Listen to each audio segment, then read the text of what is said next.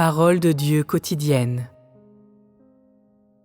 Sur son chemin avec les hommes, le premier pas du Saint-Esprit consiste avant tout à éloigner leur cœur de l'ensemble des hommes, des événements et des choses, et à le mettre dans les paroles de Dieu, faisant en sorte que, dans leur cœur, ils croient tous que les paroles de Dieu sont tout à fait indubitables et complètement vraies.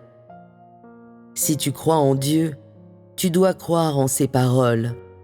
Après avoir cru en Dieu de nombreuses années, si tu ne connais toujours pas le chemin que le Saint-Esprit emprunte, es-tu vraiment un croyant? Pour atteindre une vie humaine normale qui a une relation normale avec Dieu, il faut d'abord croire en ses paroles. Si tu n'es pas arrivé à la première étape de l'œuvre du Saint-Esprit chez les hommes, alors tu n'as aucune fondation. Si même le moindre des principes te dépasse, comment marcheras-tu sur le chemin à parcourir? Emprunter la bonne voie du perfectionnement divin de l'homme signifie entrer dans la bonne voie de l'œuvre actuelle du Saint-Esprit. Cela signifie prendre le chemin que le Saint-Esprit emprunte.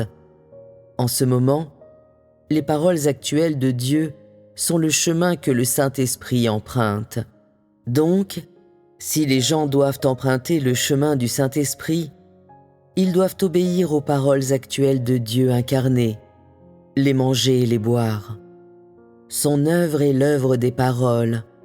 Tout commence à partir de ses paroles et tout est construit sur ses paroles actuelles.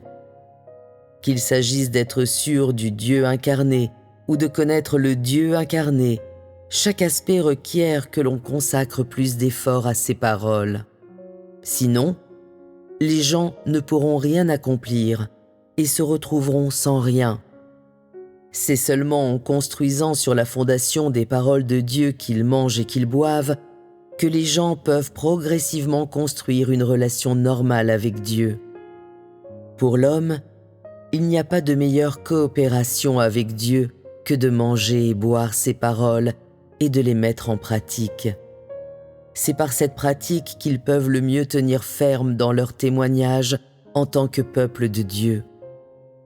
Quand les gens comprennent et sont capables d'obéir à l'essence des paroles actuelles de Dieu, leur chemin de vie est conduit par le Saint-Esprit et ils ont emprunté la bonne voie du perfectionnement divin de l'homme.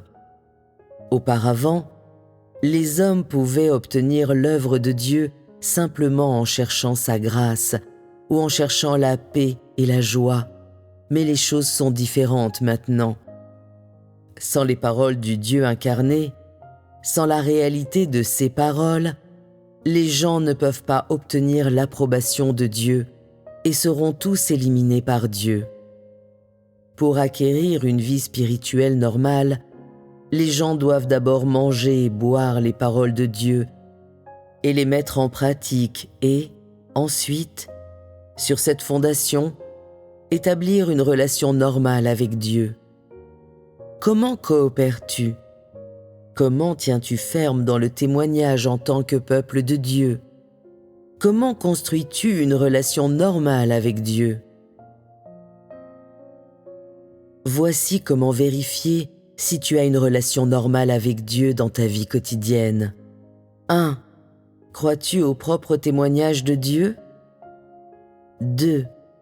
Crois-tu dans ton cœur que les paroles de Dieu sont vraies et infaillibles? 3. Es-tu quelqu'un qui met ses paroles en pratique? 4. Es-tu fidèle à sa commission?